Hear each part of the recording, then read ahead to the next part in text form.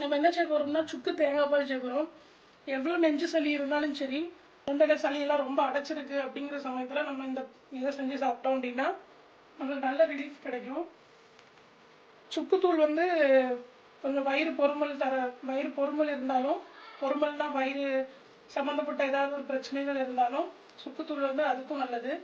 தேங்காய் பால் சேர்க்கறதுனால இதுக்கு வேறு எதுவும் பிரச்சனை ஏற்படுத்துமா அப்படின்னு நம்ம பயப்பட வேண்டாம். நம்ம இந்த மூணையும் வச்சு சளிக்கு உடனடி தீர்வு தரக்கூடிய ஒரு மருந்தை தயாரிக்கலாம். கருப்பட்டி தான் சேர்க்கணும், வேற எதுவும் சேர்க்க வேண்டாம். கருப்பட்டி, சுக்குத்தூள், தேங்காய் பால் ஒரு 4 ஸ்பூன் இந்த அளவுக்கு எடுத்திருக்கேன்.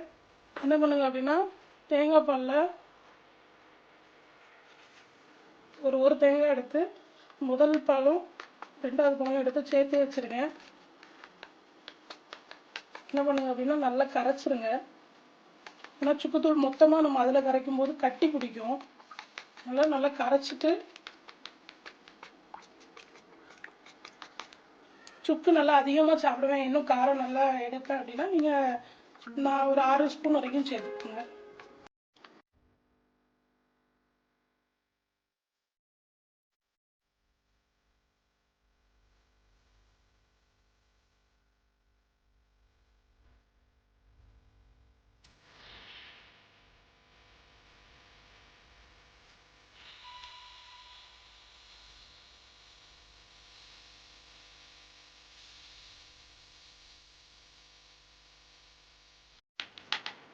நம்மளோட மெயின் இன்க்ரீடியன்ட் தயாராகிடுச்சு.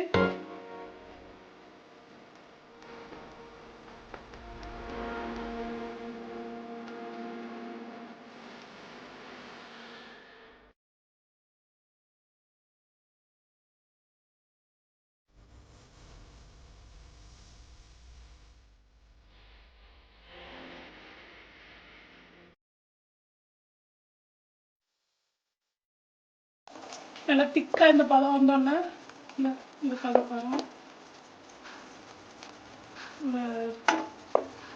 நல்ல ஒரு திக்னஸ் கொடுக்கும். ஒரு 10 நிமிஷம் நம்ம சிம்மிலே போட்டு கொதிக்க வச்சுட்டு அப்பப்போ கிண்டி விட்டுட்டு இருக்கணும். இந்த டைமில் நம்ம ஒரு எடுத்து வச்சுருக்க கருப்பட்டியை சேர்த்துக்கலாம்.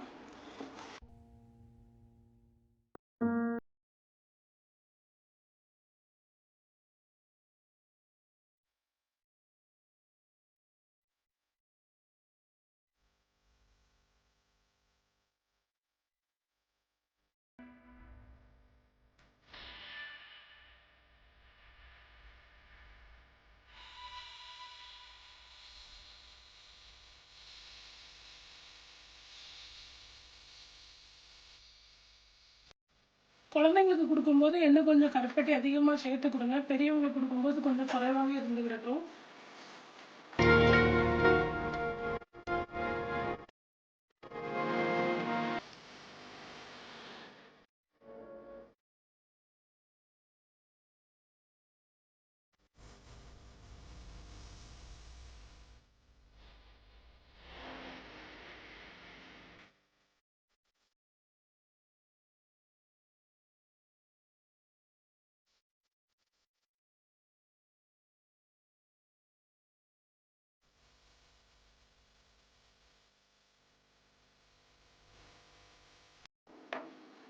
கருப்பட்டி நல்லா கரையிற வரைக்கும் நம்ம நல்லா கிண்டி விட்டால் போதும்.